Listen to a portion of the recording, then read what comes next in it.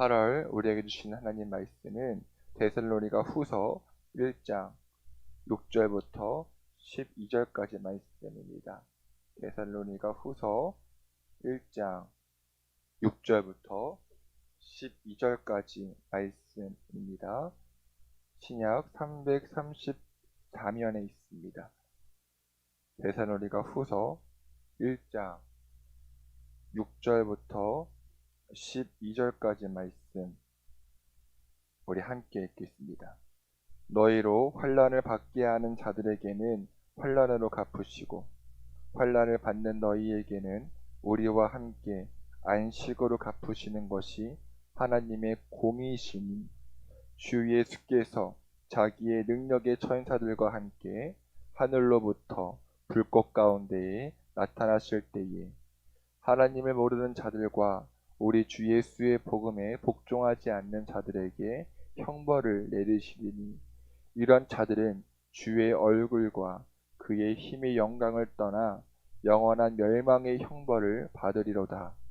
그날에 그가 강림하사 그의 성도들에게서 영광을 받으시고 모든 믿는 자들에게서 놀랍게 여김을 얻으시리니 이는 우리의 증거가 너희에게 믿어졌습니다. 이러므로 우리도 항상 너희를 위하여 기도함은 우리 하나님이 너희를 그 부르심에 합당한 자로 여기시고 모든 선을 기뻐함과 믿음의 역사를 능력으로 이루게 하시고 우리 하나님과 주 예수 그리스도의 은혜대로 우리 주 예수의 이름이 너희 가운데에 영광을 받으시고 너희도 그 간에서 영광을 받게 하려 함이라. 아멘.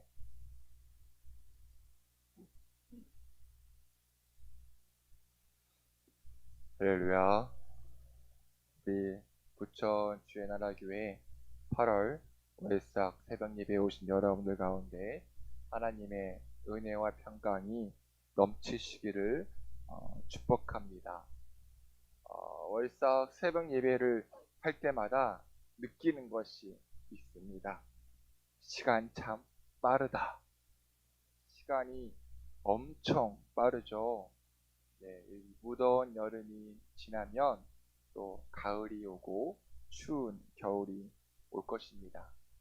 정말 화살 같은 시간 속에 세월을 아끼며 하나님의 뜻을 이 땅 가운데 이루는 저와 여러분 되시기를 간절히 축원합니다.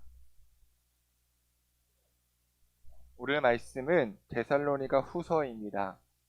이 편지를 쓴 사람은 바울이고요. 그런데 1장 1절을 보시면 바울과 실루아노와 디모데는 이라고 말합니다. 이렇게 언급한 이유는 실루아노와 디모데가 데살로니가 후서를 쓰는데 도와주었을 뿐만 아니라 데살로니가 교회와 깊은 관계가 있었기 때문입니다. 먼저 실루아노는 누굴까요? 우리가 익숙히 알고 있는 신라입니다. 신라는 어떤 사람이냐?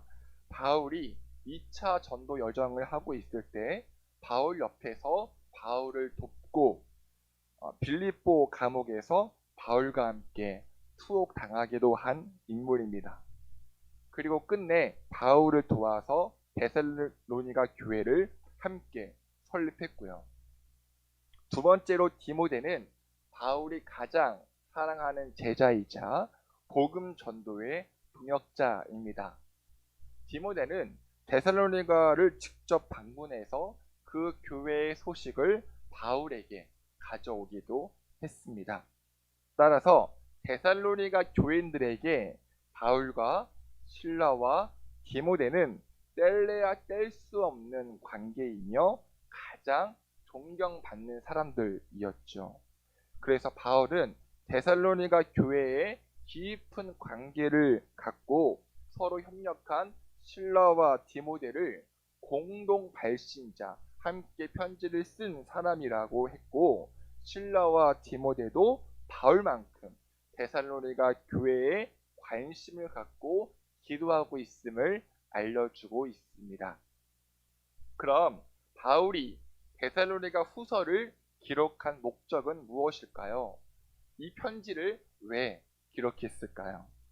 가장 큰 이유는 데살로니가 교회의 성도들을 격려하기 위해서입니다.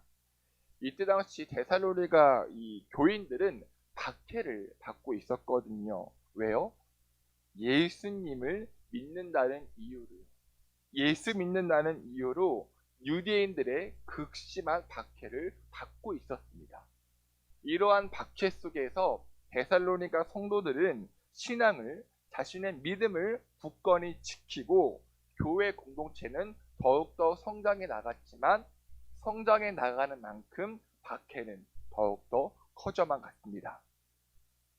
물론 바울은 데살로니가 전서에서도 이 고난에 대한 의미를 다루었지만 데살로니가 후서에서 좀 더 깊이 다루면서 성도가 받는 고난과 박해에 대한 의미를 알려주고 그들을 격려하고 위로하기 위해 데살로니가 후서를 기록했습니다.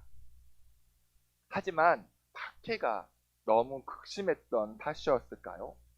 주님의 재림에 대한 잘못된 인식, 오해를 가진 성도가 발생했습니다. 어떤 오해요? 종말이 얼마 남지 않았다는 것이죠. 주님이 금방 오신다는 거예요. 그래서 일부 성도들은 어떻게 하느냐? 자신의 생업을 포기합니다. 다 일상적인 일을 중단해요. 다 그만두는 겁니다. 이런 일이 생기자 바울이 이들의 오해를 교정하고 바로잡고 올바른 재림에 대해 가르침을 주기 위해 데살로니가 후서를 기록했습니다. 따라서 데살로니가 후서를 기록한 목적은 무엇이냐? 첫 번째, 박해당한 성도들을 격려하기 위해서 기록합니다. 두 번째, 재림에 대한 올바른 가르침을 주기 위해서 기록하죠. 오늘 우리가 읽은 말씀은 데살로니가 후서를 기록한 첫 번째 목적과 맞물리는데요. 6절과 7절이 핵심 내용입니다. 우리 6절, 7절 다시 한번 읽어보죠. 시작. 너희로 환난을 받게 하는 자들에게는 환난으로 갚으시고 환난을 받는 너희에게는 우리와 함께 안식으로 갚으시는 것이 하나님의 공이시니 주 예수께서 자기의 능력의 천사들과 함께 하늘로부터 불꽃 가운데에 나타나실 때에, 네, 아멘. 여기서 중요한 동사 하나가 있습니다. 뭘까요? 바로 갚으시다입니다. 갚으시다. 여러분, 하나님께서는 갚으시는 하나님이십니다. 의로우시고 공평하신 하나님이십니다. 아멘이신가요? 그래서 분명히 약속하십니다. 환난을 받는 자들에게는 환난으로 갚으신다. 그리고 환난을 받는 사람들에게는 무엇으로 갚으신다고요? 안식으로 갚으신답니다. 사랑하는 여러분, 갚으시는 하나님, 의롭고 공평하신 하나님을 신뢰하시나요? 그 하나님을 소망하시나요? 우리가 어떤 환난과 역경이 있어도 참고 견딜 수 있는 이유는 무엇인가요? 갚으시고 의롭고 공평하신 하나님이 나의 하나님이라는 소망이 있기 때문이죠. 바울은 데살로니가 전서에서도 이렇게 말합니다. 1장 3절 너희의 믿음의 역사와 사랑의 수고와 우리 주 예수 그리스도에 대한 소망의 인내를 우리 하나님 아버지 앞에서 끊임없이 기억한다고. 네, 데살로니가 교인들에게는 예수 그리스도에 대한 소망이 있었기에 인내할 수 있었습니다. 왜요? 소망이라는 추상적인 개념을 눈에 보이는 구체적인 것으로 표현되어지는 것이 바로 인내이기 때문입니다. 소망은 인내로 표현되어집니다. 여러분, 저는 오늘 이 말씀이 저와 여러분들과 우리 교회에게 주는 하나님의 메시지임을 믿습니다. 나는 너희의 소망이야. 나는 너희의 희망이야. 나를 믿고 인내하라. 이 말씀이 얼마나 큰 위로가 되는지 모릅니다. 여러분 힘드시죠? 어려우시죠? 특별히 믿음으로 인해 어려움 당하거나 핍박받는 일이 있으신가요? 하지만 오늘 예수 그리스도 그 거룩한 이름, 약속의 이름을 의지하여 담대히 선포합니다. 하나님께서 갚아주실 줄 믿습니다. 그러니 주님 다시 오실 때까지 우리 끝까지 인내하며 믿음의 경주를 달려야 합니다. 넘어지더라도 하늘 상급을 바라보며 다시 일어나야 합니다. 할렐루야.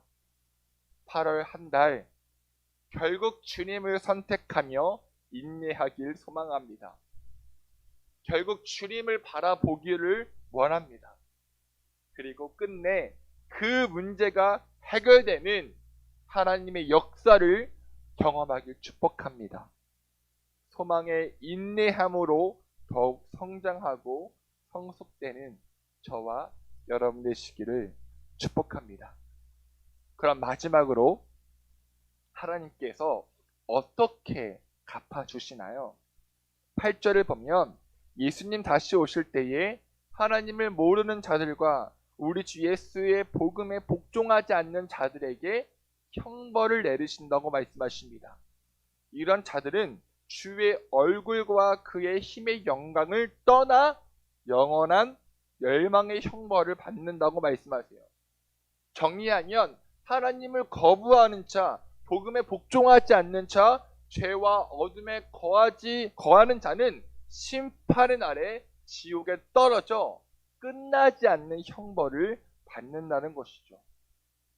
반면 공의의 하나님을 바라보며 끝까지 복음을 붙잡는 자들에게는 어떻게 갚으신다고요? 10절 예수님 다시 오시는 날에 예수님을 기쁨으로 맞이하고 예수님께 영광을 돌린다고 말씀하십니다. 여러분 어떤 사람은요 믿는 사람인데도 불구하고 예수님 다시 오시는 것을 두려워하는 사람이 있습니다. 또는 예수님 잠깐만요 나중에 오시면 안 돼요 하는 사람도 있습니다. 왜요? 예수님 재림에 대한 희미한 확신은 있지만 준비가 되어 있지 않은 것이죠. 미련한 다섯 들러리처럼요. 기름이 준비되어 있지 않고 여전히 세상과 양다리를 걸치며 살아가는 모습이 있기 때문입니다. 하지만 진짜 그리스도인은 예수님 다시 오실 때에 예수님을 기쁨으로 맞이할 수 있습니다. 마라나타 주 예수여 오시옵소서 라고 당당하게 말할 수 있습니다. 오늘 함께 예배하신 분들은 예수님 다시 오실 때에 기쁨으로 주를 맞이하고 예수님께 영광 돌리게 될 줄 믿습니다. 그래서 바울은 11절에서 이렇게 기도합니다. 너희들이 하나님의 부르심에 합당한 자들로 여김 받기를 기도한다고요. 또 하나님의 능력으로 모든 선한 목적과 믿음의 역사를 이루게 될 것이라고요. 그래서 결국 12절 너희들로 인해 예수님 영광 받으시고 그분의 영광이 될 것이라고요. 간절히 원하는 것은 오늘 함께 예배하는 저와 여러분들은 8월 한 달 어떤 상황에 있다 할지라도 갚으신 하나님, 공의의 하나님을 끝까지 붙잡아 세상에 어떤 환난이 와도 소망의 인내로 견디고 믿음의 경주를 끝까지 완주하여 예수님 다시 오실 때에 그분께 칭찬받고 그분께 영광 돌리게 되기를 간절히 축원합니다. 아멘. 제가 마무리 기도하고 여러분 각자의 자리에서 개인 기도하시겠습니다. 하나님, 8월 한 달을 허락하신 하나님께 감사를 드립니다. 하나님 아버지, 8월 한 달 갚으시는 하나님을 더욱 신뢰하기 원합니다. 공평하신 하나님, 선하신 하나님, 정의와 공의의 하나님을 바라보길 원합니다. 그 하나님 바라보며 어렵고 힘들고 고난이 있다 할지라도 인내하게 하여 주시옵소서. 예수님 다시 오심을 기다리며 거룩하고 정결한 신부로 살게 하시고 주님만을 사랑하는 한 달이 되게 하여 주시옵소서. 우리 부천 주의나라교회 온 성도들 8월 한 달도 주님께서 지켜주시고 인도하여 주사 주님 안에서 기쁨과 감사가 넘치게 하시고 하나님을 경험하는 간증이 차고 넘치게 하여 주시옵소서. 오늘은 거룩한 주일입니다. 오늘 드려지는 예배가 하나님께 영광이요 우리에게 말할 수 없는 은혜의 길 원하오며 이 모든 말씀 거룩하신 예수님의 이름으로 기도합니다.